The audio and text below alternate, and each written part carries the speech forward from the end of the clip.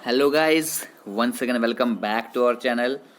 सो guys, ये video जो है कुछ बच्चों की डिमांड पर है, जो कि मुझसे बार बार कह रहे थे कि सर क्या पढ़ना है क्या पढ़ना है। उतने बच्चों को कहना मेरे लिए मुश्किल हो रहा था, ठीक है। और ये वीडियो सिर्फ उन लोगों के लिए है जो लोग इसको अभी देख रहे हैं। देखना है तो एंड तक दिखेगा, जिसको पता है क्या करना है। सो गाइस, इस वीडियो को बिल्कुल स्किप कर दीजिएगा, वीडियो छोड़ के चला जाइएगा, ठीक है गाइस। तो चलिए, अभी इसमें हमने करना क्या है, इस वीडियो में हम क्या बताने वाले हैं आपको।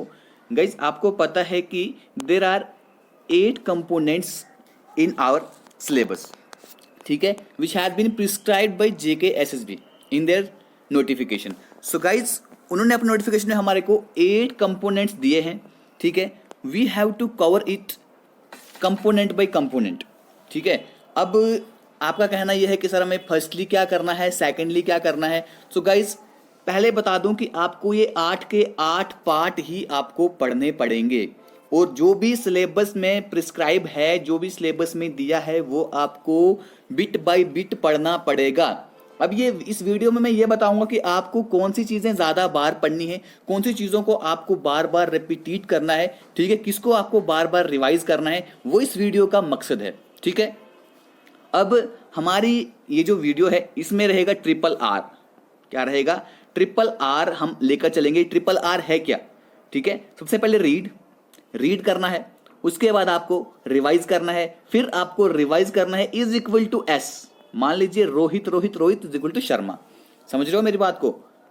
यानी कि read revise plus revise is equal to success. अगर आपने एक बार रीड किया, सिर्फ एक बार रिवाइज किया, so guys you won't get success. So guys, बार बार इसको रिवाइज करना पड़ेगा, ठीक है। अब मैं आपके साथ डिस्कस करूंगा कि आपको पहले क्या चीज पढ़नी है, किस चीज को ज्यादा बार पढ़ना है। तो करते हैं वीडियो स्टार्ट। सो गाइज, सबसे पहले हम बात करेंगे यहाँ पे जीके पोर्शन की, ठीक है। जीके में आपको क्या पढ़ना है। सो गाइज, जो आपका यहाँ पे 30 मार्क्स की एवरेज रखता है, बहुत ही इंपॉर्टेंट पार्ट है, इसका कोई भी आपको स्टेप मिस नहीं करना है, ठीक है। आई होप कि आप सबके पास अपना अपना सिलेबस होगा, ठीक है। जो भी आपके पास सिलेबस है, अपना अपना सिलेबस निकाल कर रख लीजिए। तो मैं आपको बताऊंगा कि क्या आपको पहले पढ़ना है, और ये PDF भी गाइज मैं आपको शेयर कर दूंगा, ठीक है। तो देखते हैं यहाँ पर करंट इवेंट्स क्या है।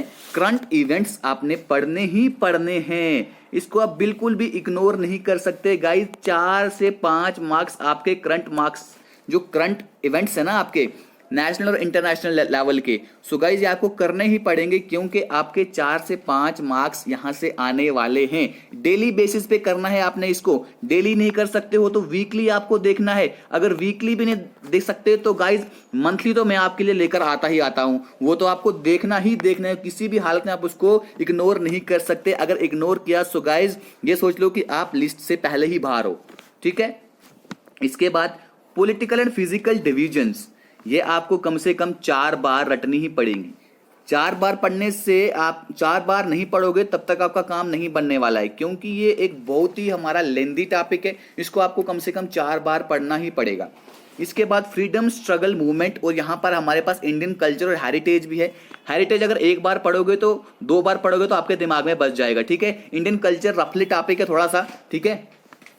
और फ्रीडम स्ट्रगल मूवमेंट, बहुत सारी डेट्स यहाँ पर रहती हैं, इसको भी आपको 4 गई जो आपके ये आपको यहाँ आपके लिए लिखा हुआ है ना, इसको आपको कम से कम 4 बार आपको पढ़ना पड़ेगा, ठीक है। उसके बाद रिवर्स एंड लेक्स, इसको भी 4 बार पढ़ना पड़ेगा, क्योंकि बहुत सारी रिवर्स हैं, कहाँ से निकलती हैं, कहाँ जाती हैं, कहाँ पे मिलती हैं, ठीक है, वो भी आपको देखना है। लेक्स जो है किस मतलब कि इनकी इंपॉर्टेंस क्या है वो भी आपको देखना है। सो गाइस, यहाँ इसको भी आपको 4 बार पढ़ना पड़ेगा। उसके बाद क्रॉप्स को भी आपको पढ़ना पड़ेगा, क्योंकि उनका आपको टेम्परेचर भी याद करना है, उनका आपको जो कौन सी सॉइल है वो भी याद करना है, कौन सी स्टेट में ज्यादा है वो भी आपको लर्न करना है। इसलिए यहाँ पे आपको इसको बार बार पढ़ना पड़ेगा। इसलिए उसके बाद इन्वायरमेंट को भी तो आपको पढ़ना ही पड़ेगा, क्योंकि इन्वायरमेंट, इकोलॉजी एंड बायोडाइवर्सिटी जो है आपका, हमारा जो है साइंस का एक पार्ट है, वहां पर भी है, ठीक है। यहाँ से आपको साइंस में भी हेल्प हो जाएगी। सो गाइज, यहाँ पर आपको क्या करना है, इसको भी पढ़ना है। उसके बाद हिस्ट्री ऑफ जम्मू कश्मीर, यानी कि 3 पार्ट्स में हमारी आती है, एनिशेंट, मेडिवल और मॉडर्न। इन तीनों को आपको पढ़ना है, ठीक है। प्लस जो आपको ज्योग्राफी में आपकी आती है गाइज हमारे पास crops, river and lake, flora fauna, weather, तो वो आपको करना ही करना है, ठीक है। उसके बाद इंपॉर्टेंट टूरिस्ट डेस्टिनेशन है, क्योंकि बहुत सारे डेस्टिनेशन हैं, 1-2 बार पढ़ोगे तो आपके दिमाग से निकल जाएंगी। सो गाइज, उनको भी आपको बार बार पढ़ना पड़ेगा, ठीक है। अब हम जानते हैं, और गाइज जितना मैंने आपसे कहा ठीक है, इसमें से ही आपके 20 मार्क्स का सिलेबस जो है वो कवर हो जाएगा। ठीक है गाइज, मेरी मान के चलना, सिर्फ एक बार मेरी मान के चलना। ठीक है गाइज, चलिए आगे चलते हैं। अब हम यहाँ पे देखते हैं अकाउंटेंसी। क्या देखते हैं? अकाउंटेंसी में आपको क्या कवर करना है वो भी बताऊंगा। अच्छे से देखिए, अकाउंटेंसी में आपको क्या करना है गाइज कि सबसे पहले जो इंपॉर्टेंट टर्म्स हैं, बेसिक टर्म्स आपको आनी चाहिए। ठीक है, वहां से आपके कम से कम दो क्वेश्चन बन जाते हैं आपके बेसिक टर्म से, जैसे कि आपका पीएए में आपके एग्जाम का लेवल देखा था। ठीक है, 2 क्वेश्चन वहां से आपके बनने वाले हैं। और गाइस जर्नल में से आपके कम से कम 3 क्वेश्चन आप एक्सपेक्ट कर ही सकते हैं जर्नल से, और इनको आपने जर्नल को तो आपने बार बार रिवाइज करना है। ठीक है, और बीआरएस जो है हमारा बैंक रिकॉन्सिलिएशन स्टेटमेंट, उसको भी आपने बार बार पढ़ना है, क्योंकि इसके और इसमें इस पे आपको क्वेश्चंस भी करने पड़ेंगे इसके। उसके बाद फाइनेंशियल स्टेटमेंट में जो हमारा ट्रेडिंग अकाउंट आता है, बैलेंस शीट आती है, ये प्रॉफिट एंड लॉस अकाउंट आता है, इसको भी आपको बार बार पढ़ना पड़ेगा, क्योंकि ऑपरेटिंग प्रॉफिट, सीओजीएस जो यहाँ पर निकालने पड़ते हैं वो भी आपको अच्छे से देखना पड़ेगा। इसके बाद कॉस्ट अकाउंटिंग भी गाइज आपको करना पड़ेगा, क्योंकि इस बहुत लेंदी टॉपिक है ये भी, इसकी भी कम से कम 4 बार आपको रिविजन करनी पड़ेगी। टैक्सेशन वाला जो आपका पार्ट है, जैसे कि वहाँ पे आपको टैक्स लाज हैं, इनडायरेक्ट और आपका डायरेक्ट टैक्स ये है। ठीक है, वो भी आपको कम से कम 3-4 बार उसको भी पढ़ना पड़ेगा, तब जाकर आपका ये कवर होने वाला है। और यही सिलेबस पढ़ोगे तो आपके कम से कम 25 मार्क्स यहाँ से कवर होने वाले हैं। जो छोटे मोटे टॉपिक बीच में आते हैं वो भी, लेकिन गाइस सिलेबस को आपने पूरा टच करना है। ये मैं बार बार कह रहा हूं कि सिलेबस को आपको पूरा ही टच करना होगा। अब यहाँ पर देखिए स्टैटिक्स की बात करते हैं। स्टैटिक्स में जो यहाँ पर है हमारे पास थ्योरी ऑफ प्रोबेबिलिटी, एक बार पढ़ने से नहीं होगा, 2 बार पढ़ने से नहीं होगा, क्योंकि इसके आपको बार बार क्वेश्चंस करने पड़ेंगे। ठीक है, 4 बार इसको भी रिवाइज करना है। थ्योरी ऑफ एट्रीब्यूट्स को अगर आप 3 बार भी रिवाइज करोगे या 2 बार भी रिवाइज करोगे तो ये आसानी से आपका हो जाएगा। ठीक है, इसके बाद थ्योरी ऑफ इंडेक्स नंबर, जो कि बहुत ही लेंथी टॉपिक है, ये भी आपको करना पड़ेगा, जहां पे आपको होलसेल प्राइस इंडेक्स निकालनी पड़ती है, उसके बाद कंज्यूमर प्राइस इंडेक्स निकालनी पड़ती है, वो भी आपके लिए बहुत इंपॉर्टेंट है। और वाइटल स्टैटिक्स में आपको जो गाइज बहुत ही इंपॉर्टेंट और बहुत ही लेंथी टॉपिक है, ये 3 टॉपिक जो है बहुत ही लेंथी है। एक तो यहाँ पे measure of central tendency, vital statics, theory of index होगा। ये 3 टॉपिक तो बहुत ही लेंथी, जहां पे आपको एक टॉपिक को अच्छे से पढ़ोगे तो 2 दिन लग सकते हैं गाइज आपको। ठीक है, उनको बहुत अच्छे से आपने पढ़ना है। हम चलते हैं आगे, मतलब ये तो आपको करना ही। और जो बाकी छोटे मोटे टॉपिक है ना इसके, जैसे कि वो primary and secondary data, methods of collecting primary and secondary data, preparation of questionnaires, उसके बाद ये tabulation and compilation of data, तो गाइस और डेमोग्राफी साइंसेस, वो तो एक दिन का मतलब आधे घंटे का टॉपिक है, वो तो कर लोगे आप। ठीक है, मतलब ये आपको बार बार रिवाइज करने हैं, रिपीट करने हैं। मैं पहले ही कह रहा हूँ, स्टार्टिंग मैंने आपसे कहा था हमें क्या करना है, पहले हमें रीड करना है। ठीक है, रीड करना है, फिर उसको रिवाइज करना है, फिर उसको रिवाइज करना है, उसके बाद जाके हमें मिलेगी सक्सेस। वो कैसे मिलेगी अभी वीडियो के लास्ट में आपको बताता हूं। आपको और क्या चीजें करनी इसके साथ साथ गाइज, वो भी इस वीडियो के एंड में आपको बताने वाला हूं। अब इसके बाद आता है गाइज हमारा मैथ्स और इकोनॉमिक्स का पोर्शन, जो कि गाइज क्या है 10-10 मार्क्स के ये हैं। लेकिन गाइज ये अगर जो मैं अभी कहने वाला हूं ये पढ़ोगे तो कम से कम आपके इसमें मैथ्स के 4 से 5 क्वेश्चन निकल जाएंगे। Limits and derivatives lengthy topic, relation and function lengthy topic, matrices and determinants lengthy topic, coordinate and 3D geometry जो है 3 डायमेंशनल ज्योमेट्री, ये भी एक लेंथी टॉपिक है, ये भी आपको कवर करने ही पड़ेंगे। ठीक है, लेकिन गाइज कवर करना है आपको, यानी कि आपको सिलेबस का एक एक पार्ट जो है ना, एक एक बिट आपको सिलेबस की कवर करनी है। ठीक है, उसके बगैर आपका काम बिल्कुल भी नहीं बनने वाला है। ये नहीं सोचना कि मैं इस बार मैथ्स को छोड़ दूंगा, मैं स्टैटिक्स का कोई टॉपिक छोड़ दूंगा। गाइज वो बिल्कुल भी मत सोचना, उसको दिमाग से निकाल ही देना कि मुझे ये सब छोड़ना है। बिल्कुल छोड़ना कुछ भी नहीं है आपको। अब हम देखते हैं गाइज, हम यहाँ पे economics, physical and monetary policy, most important, कम से कम 2 से 3 क्वेश्चन आपके यहाँ पर बनने वाले हैं। ठीक है, indifference curve guys most important. Last time इसमें ऐसा क्वेश्चन पूछा था कि बुद्धि मतलब कि यहाँ से दिमाग में आ ही नहीं रहा था कि यार वो है क्या, कंप्लीमेंट्री गुड्स क्या होते हैं। ठीक है, अब राइट एंगल ट्रायंगल किसी ने उस वक्त मतलब किसी के समझ में ही नहीं आया था वो क्वेश्चन। तो गाइज पिछली बार इकोनॉमिक्स का पेपर बहुत टफ आया था। आप समझ सकते हैं कि जेकेएसएसबी इकोनॉमिक्स का पेपर किस लेवल का पूछती है, ये भी अपने दिमाग में रखना है। और prices under various forms of market, जहां पे आपको आती है ओलिगोपोली, मोनोपोली, ठीक है, वो भी आपको ध्यान में रख के चलना है। Role of RBI most important, expect कर सकते हैं यहां से आपको 1 या 2 क्वेश्चन आपका बनने वाला है।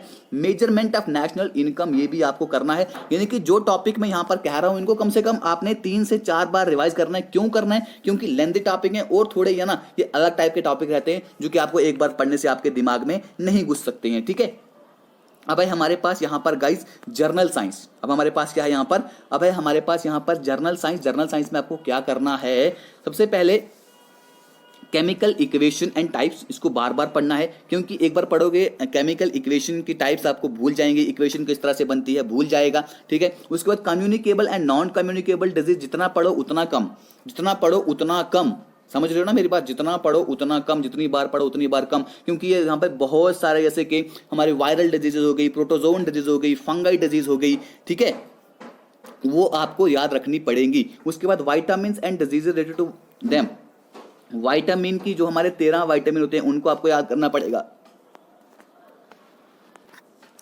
तो उसके बाद कौन सी डिजीज रिलेटेड है वो आपको याद करना पड़ेगा। तो गाइस ये रटने वाला काम है सारा साइंस में। आपको देखो कम्युनिकेबल नॉन कम्युनिकेबल रटने वाला काम है, विटामिन डिजीज रटने वाला काम है। रटने वाला काम एक दो बार पढ़ने से नहीं होता है, कम से कम उसको आपको 4-5 बार उसको क्रैमिंग करनी पड़ती है। कंप्यूटर देखो, fundamental of computer, input output devices, MS office को बार बार पढ़ना है और आपको फोकस करना है, जो उसकी शॉर्टकट की होती है उन पर ज्यादा फोकस करना है।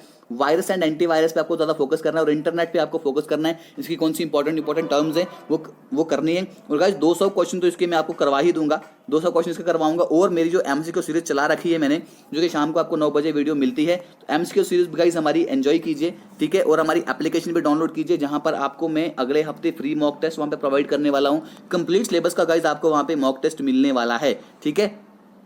अब हम चलते हैं गाइस, आपको और जो बचे हुए टॉपिक्स हैं, जो बचे हुए हमारे सिलेबस के टॉपिक्स हैं, उनको भी आपने बार बार पढ़ना है। कम से कम उनको आपने 2 से 3 बार पढ़ना है। जो 4 बार पढ़ना है वो तो 4 बार पढ़ना ही है गाइस, ये दिमाग में गांठ बांध लीजिए। जो 4 बार आपको पढ़ना है वो 4 बार पढ़ना ही पड़ेगा, ठीक है। और फिर भी इसको 2 से 3 बार इसको भी करना है आपने। और बिफोर 1 मंथ, 1 महीने से पहले आपको सिलेबस खत्म करना है, ये बात याद रख लीजिए। उसके बाद सिर्फ आपको रिवाइज करना है, रिवाइज करना है, रिवाइज करना है, रिवाइज करना है, ठीक है।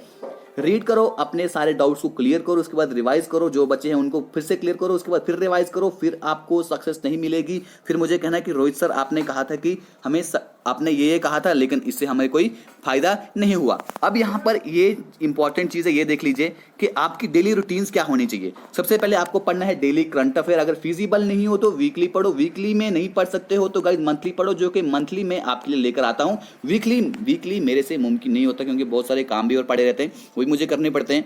उसके बाद एक रीडिंग के बाद मेरे कहने का मतलब यह है कि सिलेबस को एक बार अगर आपने पढ़ लिया, जब आप सेकंड रिवीजन करोगे, सेकंड रिवीजन करते बार आपको क्या करना है, जितने भी आपके टॉपिक्स हैं उनके कम से कम 50 क्वेश्चन तक आपको एक टॉपिक के 50 क्वेश्चन करने ही पड़ेंगे, ठीक है। तब तक आपका काम नहीं बनने वाला है। जितने ज्यादा क्वेश्चन की आप मॉक करोगे, जितने ज्यादा क्वेश्चन की आप प्रैक्टिस करोगे, जितने ज्यादा क्वेश्चन को आप सॉल्व करोगे, तब जाकर आपका काम बनने वाला है। अगर आपने एक रिवीजन कर दी, सेकंड रिवीजन में आप गाइस नोट्स प्रिपेयर करो, क्योंकि एक फर्स्ट रिवीजन में अगर आप अच्छे हैं, नोट्स बनाने में कंपैटिबल हैं, ठीक है, अगर आपको पता है कि नोट्स किस तरह बनाए जाते हैं, तो जब पहली बार पढ़ते हो तो नोट्स बना लीजिएगा। जैसे मेरा काम है, मैं क्या करता हूं, मैं पहले ही जब मैं पढ़ता हूं, मैं तो स्टार्टिंग एक ही रिवीजन में फर्स्ट रीडिंग में मैं अपने नोट्स प्रिपेयर कर लेता हूं। अगर आप फिजिबल हैं तो आप भी प्रिपेयर कर सकते हैं, अपने हैंड में नोट्स बनाइए, जो कि आपको रिवीजन में बहुत ज्यादा हेल्प देने वाले हैं। क्यों फिर आपको बार बार किसी की वीडियो देखनी पड़ेगी? नहीं देखनी पड़ेगी ना। अपना 1 घंटा क्यों वेस्ट करो किसी की वीडियो के पीछे, जहां आपको 4 मिनट लगने वाले हैं, वहां क्यों आप अपना 1 आवर वेस्ट करोगे लास्ट में? नहीं करना है, बिल्कुल भी नहीं करना है। अगर आपको कोई डाउट रहता है सेकंड रिवीजन में, उसको गाइस क्या करो, सॉल्व कर लो, ठीक है। और हर एक टॉपिक की गाइस रिवीजन करनी है। जितने क्वेश्चन अटेम्प्ट कर सकते हो उतने क्वेश्चन आपको अटेम्प्ट करने हैं। तो गाइस ये थी मेरी आज की वीडियो, जिसमें मेरा कहने का ये मंशा थी कि मैं आप सबको ये चीज़ बता सकूं कि किस तरह से आपने अपने एग्जाम को क्वालिफाई करना है, क्या चीज़ आपको करनी है, क्या नहीं करनी है, ये मैंने यहाँ पर आपको डिस्कस करके बता दिया। अगर अच्छी लगी है वीडियो, नहीं देखो कुछ बच्चे ऐसे भी होंगे जिनको वीडियो बिल्कुल पसंद नहीं आएगी, कोई बात नहीं है, नो इश्यू गाइज। ये मेरा मकसद उन बच्चों के लिए नहीं है, मेरा मकसद वीडियो बनाना उन बच्चों के लिए है जो बच्चे क्या है, जिनको ज़रूरत है, जिनको जॉब की ज़रूरत है और जो कुछ करना चाहते हैं। मेरी अगर वीडियो उनकी हेल्प होती है तो guys I shall be very thankful, ठीक है। सो गाइस वीडियो खत्म करते हैं यहाँ पे। Thank you, God bless you all, जय हिंद।